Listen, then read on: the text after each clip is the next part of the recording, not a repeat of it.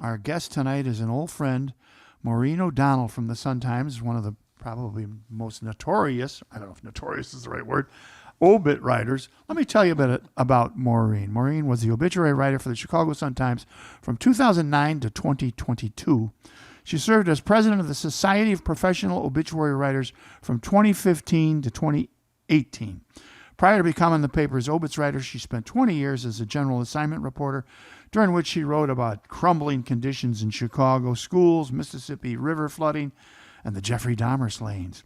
Before joining the Sun-Times, she was a criminal courts reporter for the Milwaukee Journal-Sentinel and associate editor at Adweek magazine and a reporter and editor at the City News Bureau, which is that's where everybody came from. Starting place, yeah. A Northwest Side native and graduate of Loyola University's Mundelein College.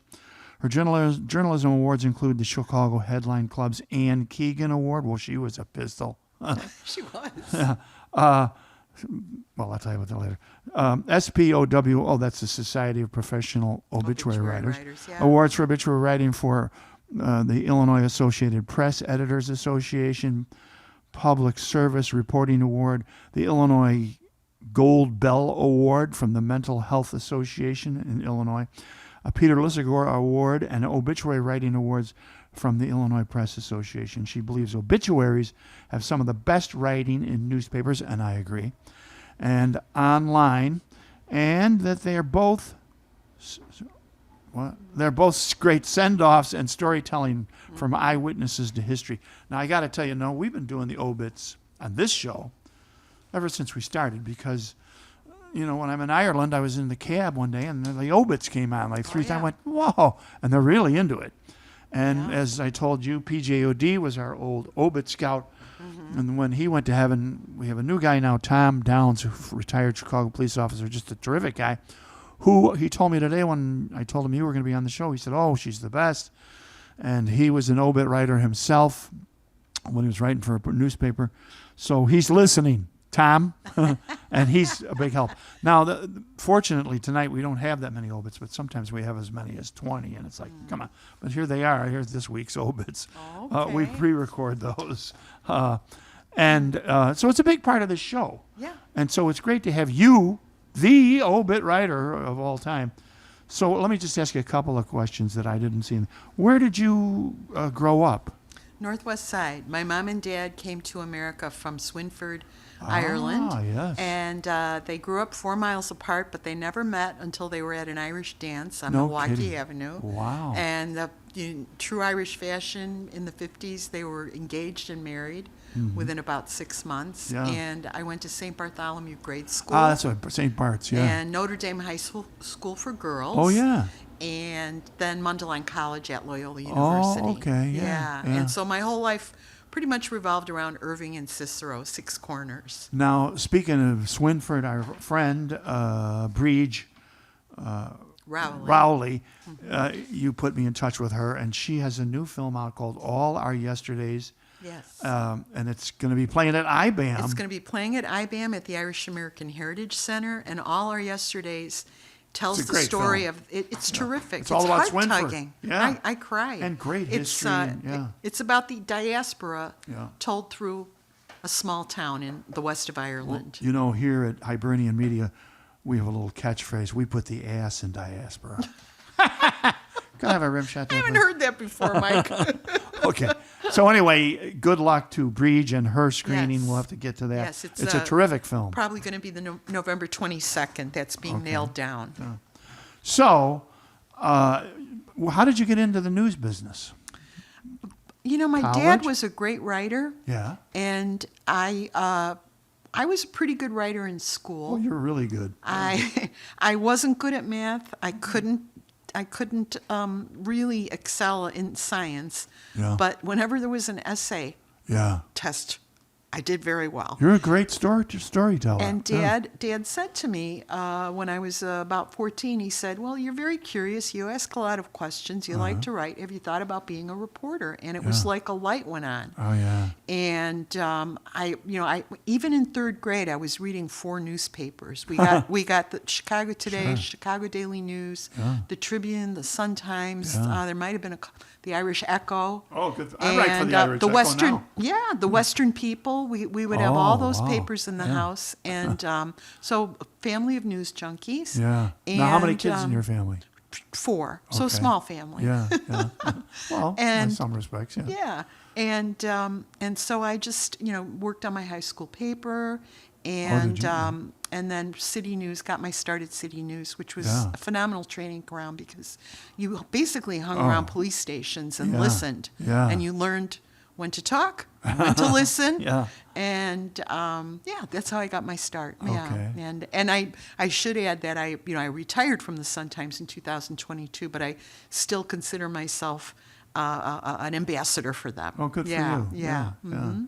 All right, so when did you get into the obit writing? About 2009. Our obituary writer retired. Who was that? Do you remember? Larry Finley. Okay. And I had wanted to write obituaries for ages. No kidding. Now, some people think it's a job for newbies and people on their way out. In fact, I think on the old Mary Tyler Moore show, we had the newsroom where Mary and Murray and Asner worked, and then there was an obituary writer, I think, stuck in the basement. But to me, it's one of the best jobs at any paper because you get to tell us a tale. Yes. You get to tell a story. Instead of 200 words, they give you 1,000. No kidding. I didn't know that. On a good day, 1,500. Holy And cow. you can really tell a story. You can tell the arc of somebody's life. Yeah. And you I have love a great way of history. doing that. I love Chicago, and we are surrounded by fascinating people. People who've liberated concentration camps. People who invented Lemonheads candy. People who are phenomenal cooks. People who were terrific singers. Sam Cooke, Lou Rawls. Oh, yeah. So I was just chomping at the bit, and I was lucky enough that my editors said yes. Okay. Mm-hmm. And then when you're doing that, is that your whole beat? Is that it? It was. Yeah. Okay. And I got ideas from all kinds of places. I'd see stuff on social media, on Facebook. Mm-hmm. I would get calls from readers. Yeah. A reader called and told me that Rudy died, from the movie about Rudy, Yeah, Notre Dame. I didn't know he Yeah, died. yeah. Oh, strike that. I mean, not Rudy. I think it was his dad. Oh, okay. And, I'd get calls from readers. Who was a big part of the story, actually, his dad. Yeah. And I read the death notices. The death notices were a gold The mine Irish sports of page. fascinating information. The Yeah. Irish sports pages, Yeah. Irish funny pages, Oh, Irish yeah. scratch sheet. Yes. Yeah. The first time I heard the Irish scratch sheet, I was a young reporter at City News, and there was a tough old woman who was the administrator at the front desk at a police station. I said, "What are you doing?" She said, "Reading the scratch sheet." Yeah. Well, my dad just said, "I got to check and see if I'm dead." Yeah. There was an obituary I wrote that it's still one of my favorites. It was about a man named Jim Cole, and he grew up in Highland Park, or the Highland Park area, went to Highland Park High School. I saw this death notice that mentioned he was an aficionado of the grizzly bear, and he died in Bozeman, Montana. So I started looking into it, and it turns out Jim Cole was the only person in North America known to have survived not one, but 2 attacks by grizzly bears. Wow. He was a nature photographer. Oh, yeah. Fell in love with bears when he was a kid at a camp in Wisconsin, and a black bear ran across the tennis court, and he was just entranced. And so he moves out west, falls under the spell of the mountains and the bears, and he became this a well-known photographer. He would sell books and calendars depicting the grizzly bear, but the only problem was a couple of times he got too close. Yeah. The first time he got swiped, but a friend was with him and was able to rouse the bear with bear spray. But the second time he was attacked, he stumbled on a mother and her cub, and she she really did Took a him number apart, on him. yeah. She left him for dead. Yeah. He actually described the attack when he was on the Today Show. He said, she was on me real quick. She drove me into the ground like a linebacker driving a running back into the ground. She left him, and pure adrenaline helped him survive. He had to hike for miles, basically holding his injured face onto his head. Holy cow. His nose and his jaw, and I think his ears had to be rebuilt. And this is a real Chicago touch, which we all enjoy. One of his best buddies said, yeah, he told me, after the attack, he said, Jim actually had a better nose. and guess how he died? Natural causes in his bed. Yeah. Wow, yeah. And but to the end of his life, he was taking grizzly bear pictures, and he wore the eye patch that was the residue of that fight, Sure. that injury. Yeah. Yeah, but that was just something I found in the death notices and Yeah. turned into quite a story. Next thing you know, you're interviewing somebody whose job description is director of bear management, at Yellowstone. Oh, wow. Yeah. Mm-hmm. So you have like a scrapbook here with you that it's just terrific. And are these some of your favorites? If that's what you got They're here? some of my favorites. Yeah. They're obituaries that made me smile, that the readers enjoyed. There was a fellow named Paul Obis who founded Vegetarian Times magazine in 1974. Yeah. And he went to Proviso East. Okay. Mom was a waitress, didn't have a lot of advantages in life, but he started this magazine that wound up being really a popular magazine in the 70s.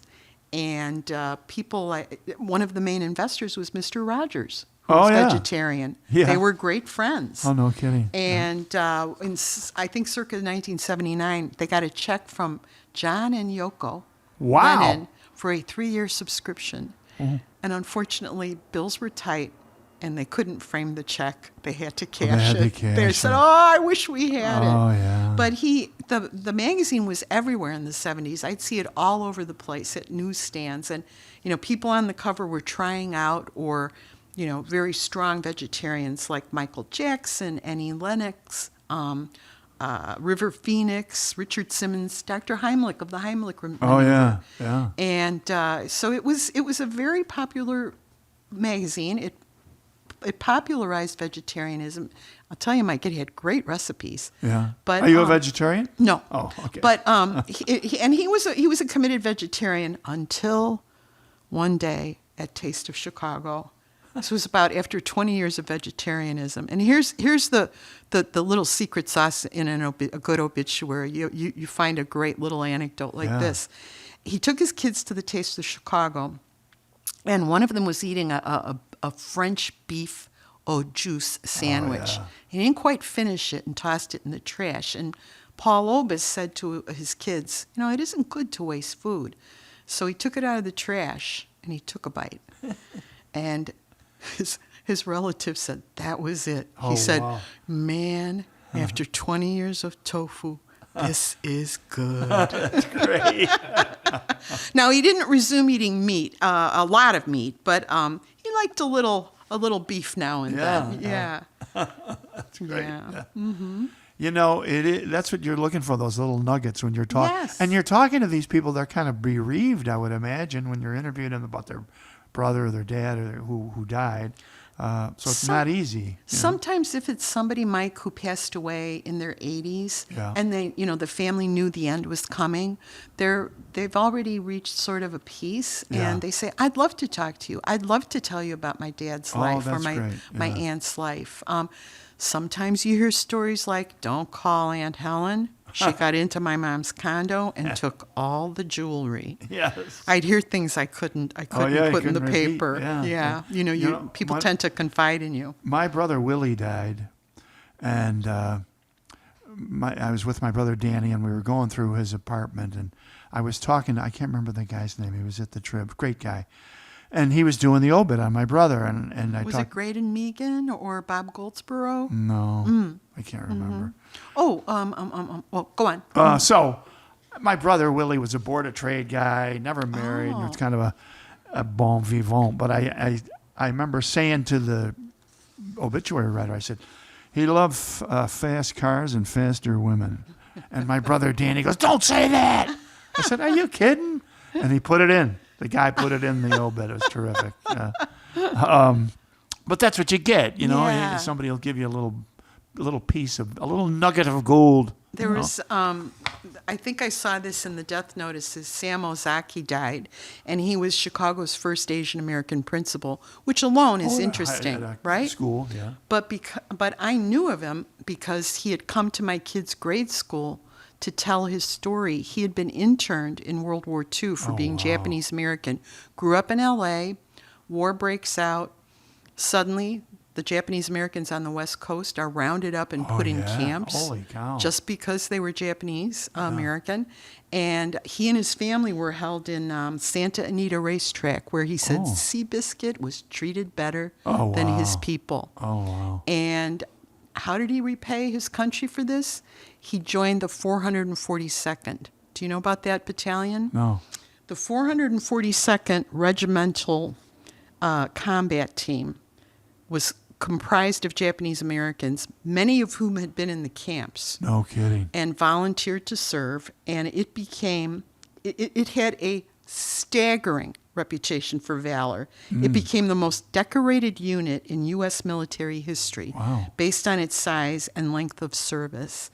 Daniel Inouye, the Hawaiian senator who lost his arm, that was Sam Ozaki's platoon leader. And Sam told the Veterans History Project, I still remember the day when we were ambushed and he almost single-handedly knocked out 2 or 3 German machine gun nests and in the process lost his arm. Wow. And I remember when Sam came to my kids' grade school to talk about the war, walked in, he was in his 80s then, and he looked like he could still kick your behind. And he again, here's a little secret sauce that I really enjoyed when I worked on his life story. He recalled when he was in Europe fighting, the confusion that he would see when other fighters saw the faces of the Japanese American battalion. Oh, yeah, they're like, what's He this? said, not only the Europeans, but even the Germans, the Axis powers, they thought that Japan had turned around and become their enemy. They were extremely confused when they saw Sam Ozaki and all the other Japanese Americans. And he wound up working at Harrison and Lakeview High Schools, retired from Taft. Wow. Yeah. Mm-hmm. Now, have you written any books? Have you put any of your obits together in a book or anything? You know, people have asked me that. I'd like that if that happened. Yeah. Well, you got the makings of it right here, just sitting there. The work's been done. Yeah. And there's another death notice. Shall I continue? Yes. I love talking about obituaries. Yeah. I saw this death notice, and it was for a longtime mortician who had worked at A.R. Leak Funeral Home, which was caters largely to a black clientele in Chicago. Yeah. Been around forever. Like Rayners. Exactly, and Gatlings. Yeah. And his name was Bernard Slaughter. Okay. Now, can you imagine 10,000 people coming to view your work? And you're under a lot of pressure. He had to prepare Sam Cooke's body for viewing the singer, at Leak's funeral home. Yeah. Bernard Slaughter was such a gifted mortician, embalmer, makeup artist that Mr. Leak picked him to prepare Sam Cooke's body. Wow. And the line went for blocks and blocks. There were thousands of people lined up, and it was 8 degrees in Chicago that night. Yeah. But Mr. Slaughter, he was up to the task. And 10,000 people came when he prepared the body of Ben Wilson. If you're a sports fan in Chicago, you know that name. He was gunned down on a Chicago street in 1984. Wow. He was a basketball phenom from Simeon Career Academy. Oh, yeah. And Ben Wilson's death has become he attained near mythical status, Mike. Was he in high school when he was killed? He was, but he was 6'7" and incredibly talented. And people still talk about him as, such a loss of, potential shattered dreams. but Mr. Slaughter was trusted to prepare his body Yeah. for the services. And so it's I'm sharing history with people. And here's another fella I wrote about, Ken Little. Ken Little was a fire alarm operator for the Chicago Fire Department. Yeah. And his job was to get the engines to the fire as fast as possible. He had a Rain Man-like grasp of the city's streets. Okay. Yeah. Oh, so you knew how to get there fast. The fire department chaplain said he had Google Earth in his head. Mr. Little helped found the Chicago Fire Museum. Oh, cool. And for sport, he would hop on a bus, go down Western Avenue. I think it's about street in the longest city. Exactly, Mike. Yeah. About 24 miles long. Yeah. And then he would get off Western Avenue and walk down alleys and wow. study the layout of his street and look at a factory and go, okay, there's probably some toxic chemicals in the basement. I'll warn the firefighters about. Oh, wow. James Joyce, the former fire commissioner, said he saved a lot of Jimmy. lives. Yeah. Because Ken could figure out how to get the engines to that fire as quick as possible. People say he saved Shulian's restaurant. Because yeah. there were some engines coming back. Shulian's Corner. And he said, turn around. You're 30 seconds from Shulian's. There's a fire. And they got there and saved the day. And for fun, when things were quiet, he and the other dispatchers would quiz each other on streets. They'd be like, okay, what's on the 2400 block of Northwestern? Yeah. And they could name every bar, every grocery store, every pharmacy just from their heads. And now, how do you cull all this? You usually talk to a survivor, I would think, and they would tell you these stories, right? Sometimes, I'd reach out to the family directly. Sometimes I'd contact a funeral home, Mike, and say, could you reach out to the family for me? Yeah. Sometimes they'd call me and say, yeah. I'd love it if you talked about my dad. And the secret sauce for Mr. Little, again, it's a young country, a young city. Mr. Little knew old-timers on the fire department who were on duty the day of the 1903 Iroquois Theater fire that killed 600 people. Yeah. And he knew people who were connected to the 1910 Chicago Stockyards fire, Mike. And that killed 22 firefighters in one day. Yeah. And that was the worst such loss of life until 9/11. Oh, yeah. But he knew people who were there. Yeah. And I felt so privileged and it was such a gift to be talking to people who were connected to events from the past. Yeah. Now, so I'm assuming you have a relationship with lots of funeral directors. Did you ever come across a guy named Gino Cooney? As a matter of fact, Mike, he buried my whole family. Honest to God? Every O'Donnell and O'Grady Billy and has I been did a buried radio by show with him Coonies. for 3 years at the Heritage Center. He is one of the most entertaining people I've ever met.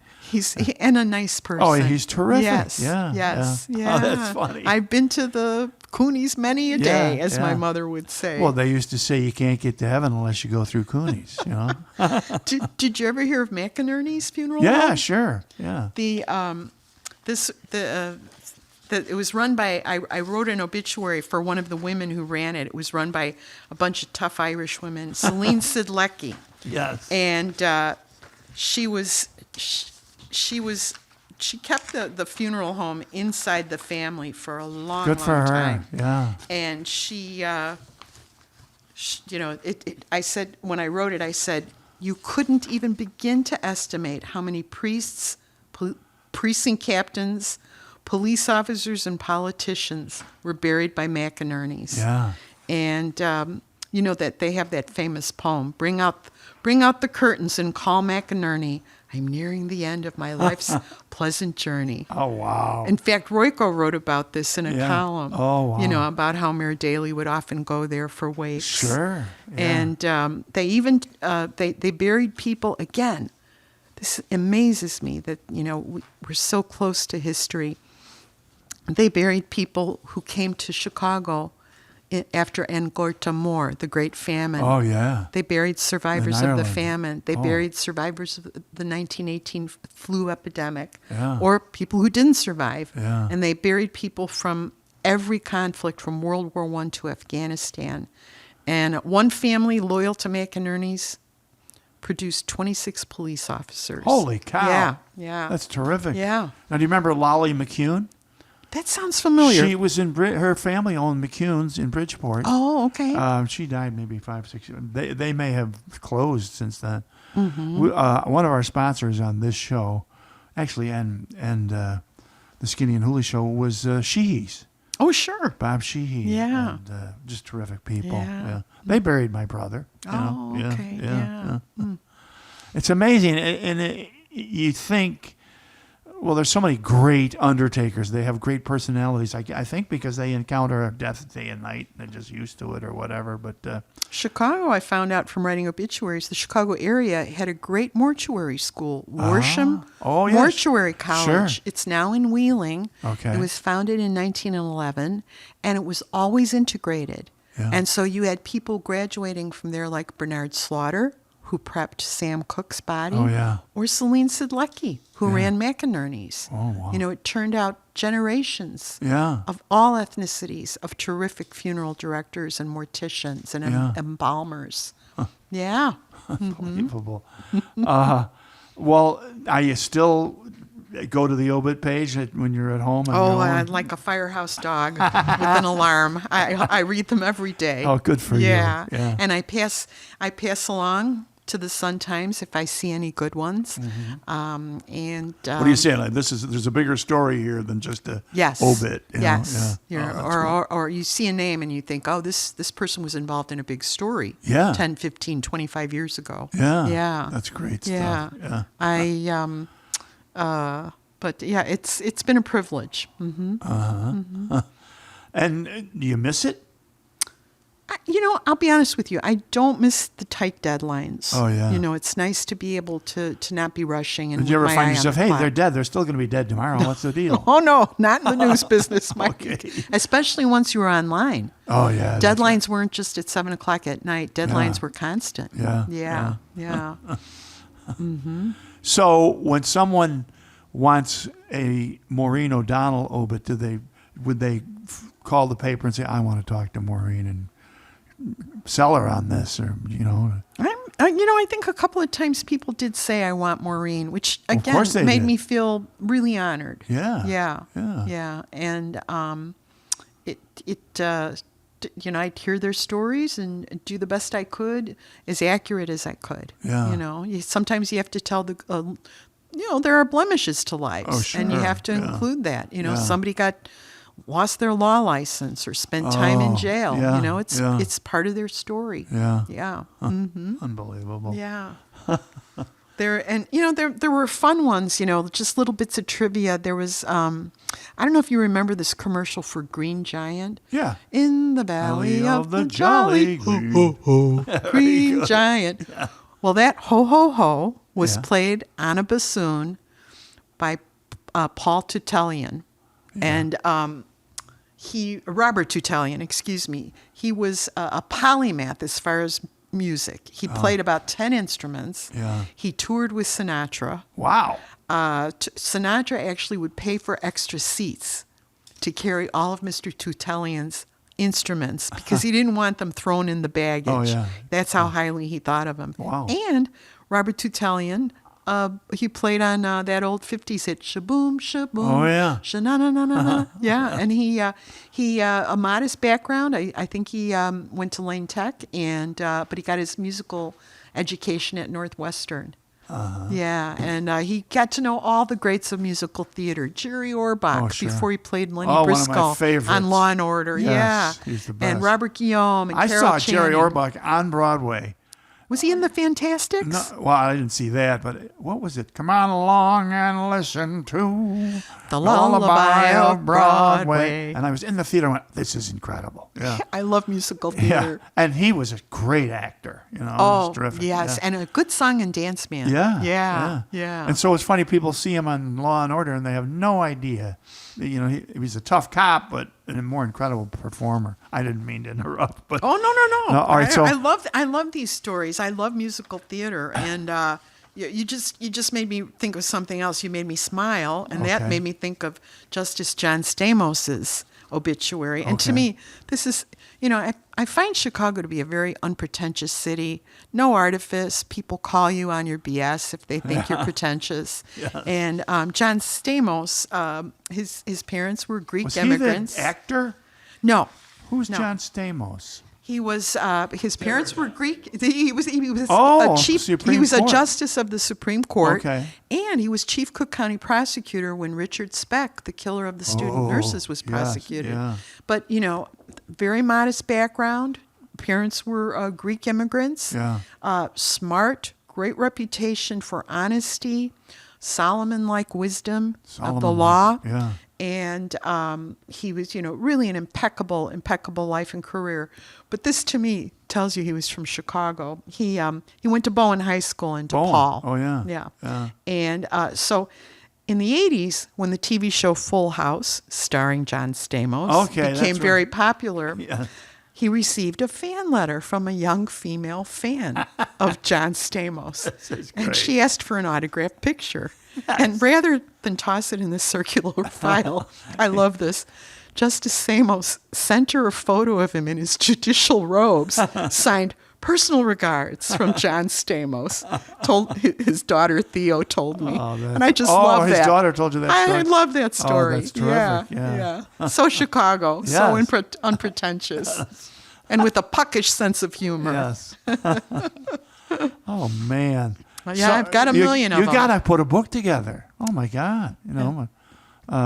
Just because there's so many great, and people remember, especially if there's a photograph, they're going to remember these characters in history and everything. I think part of the reason I enjoyed this so much was my parents, were immigrants, outsiders, Yeah, and so many people come to Chicago seeking their fortune, maybe from the Great Migration or from a small town in Iowa. And so I think I felt a little affinity for Yes. their stories. Their stories were also similar to my parents' stories. Yeah. And my dad was a great storyteller. He was in London during the Blitz. Wow.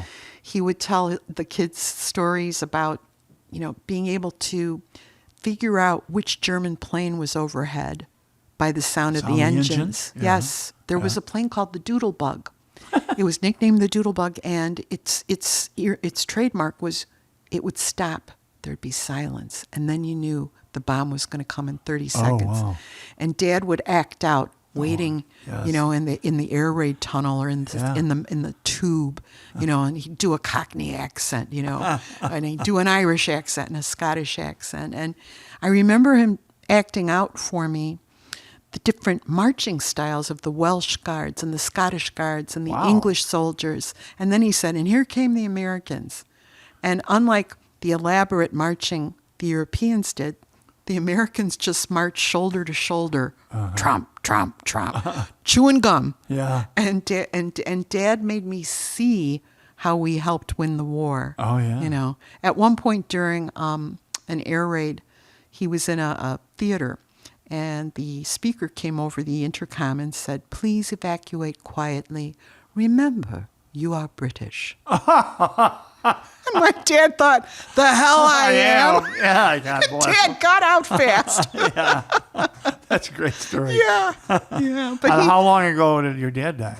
he died about 15 years ago, Okay. and but he was really my first teacher, and he Yeah. I think what's that Gaelic word, Shawnee. Shawnee. He was. Yes, I think Dad was absolutely. a Shawnee, and Yeah. he taught me how to be a Shawnee. You are.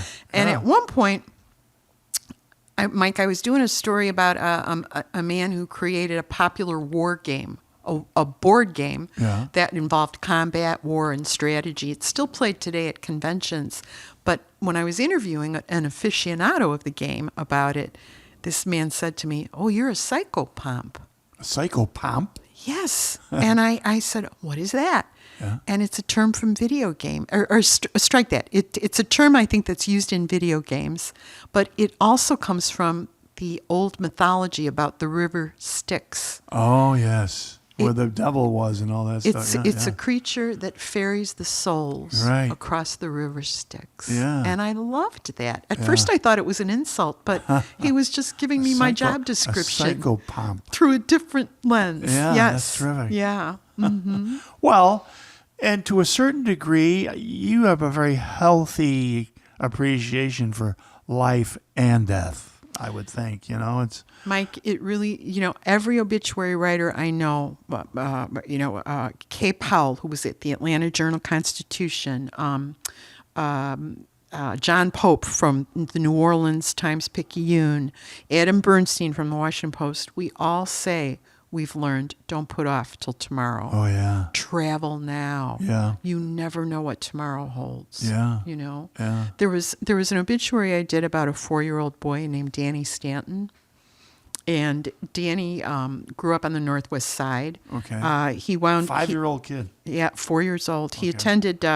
He was baptized at St. Mary the Woods Church on the Northwest Side, and poor Danny died of the complications of a seizure. Okay. And his family started a foundation to educate. Oh, the Danny Did Foundation. Exactly. We had them on the Skinny Yes. and Woolly show years ago. To educate people about seizures and Sure. the dangers of seizures. Yeah. And by all accounts, he was just a gem of a child. You know, he would draw out shy little kids and play with them. Yeah. If an adult was having a bad day, he'd sit on their lap and ask them how they were doing. And what drew my attention to Danny was the death notice that his family took out. And the closing line of the death notice, his family said they hoped his legacy would be that parents hug their kids and live fully every day. And the last line in his death notice was, please, go and enjoy your life.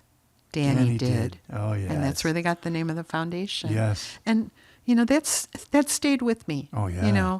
Every day I thank God I'm still here. Yeah. It's, I've heard this Chicago saying, any day I'm above ground is It's a good day, one. right? Yeah. Mm-hmm.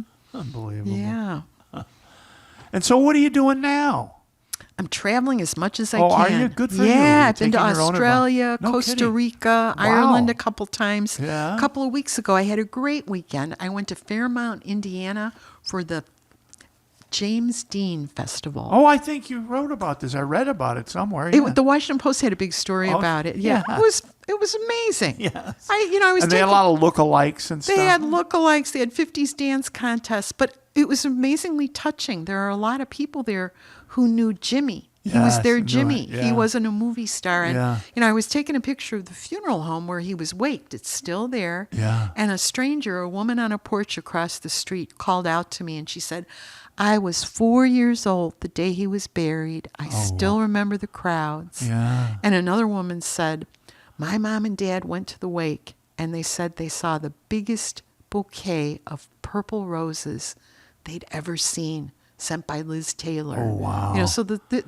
it's all around you. The presence was the veil was very close. Yeah. Oh, that's great stuff. Yeah.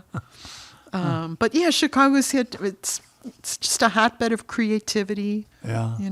The woman who invented the beehive hairdo, Margaret Vinci, she invented it here. Yeah. Modern Salon magazine asked her to come up with a new Did you have a hairdo. beauty shop or something? She was a beautician, a very skilled beautician, and thanks to her, everybody from Marge Simpson to Amy Winehouse to Adele to the Ronettes to Beyonce have sported the beehive hairdo. Yeah, It's still a hardy perennial. That's terrific. Well, you are a riot. Oh, You got to come back. I'd be happy to, Mike. And thank you for having me. I enjoy talking and about. Please do the book because people are fascinated with obits. Thanks. And they're fascinated with life, and it's just, you're a beautiful way to tell a story. Obits, you are a Shawnee. Obits are not about death. They're about life. Yeah, very good. Yes. Yeah. Mm-hmm. Okay. Well, thank you, Maureen. Well, thank God you. God bless you, darling. Thank you so much for coming. Thank you. And hope to see you again soon. Thanks for letting Maureen me go O'Donnell, on and on. the one and only Maureen O'Donnell. All right, thank you, Appreciate darling. it, Mike. We'll take a little break here on Hibernian Radio. We'll be right back after these messages from our friends.